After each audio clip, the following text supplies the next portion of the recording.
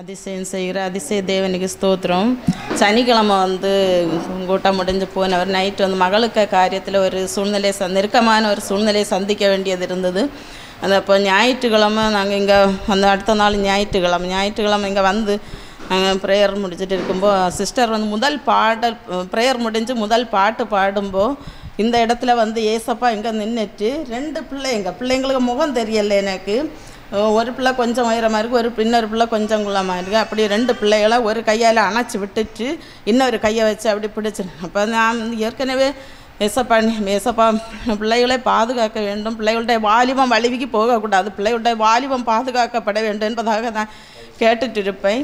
அப்படி இந்த பிள்ளைகளை முகம் தெரியல. அது இதுன்னு அது முடிஞ்சு 2வது பாஸ்டர் ப்ரேயர் முடிச்சு முதல் பாட்டு அவரும் பாடும்போது தான் அப்போது 2வது முறையாகவும் இதே இடத்துல தான் அதே ஒரு காட்சியை தான் நான் பார்க்க முடிஞ்சுது.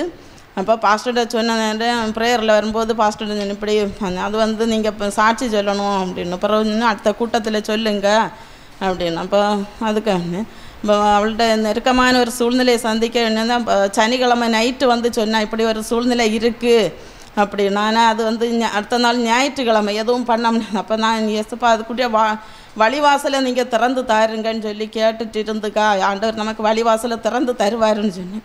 அது திங்கட்கிழமை அந்த காரியத்தை சந்திக்க வேண்டியது இருந்தது.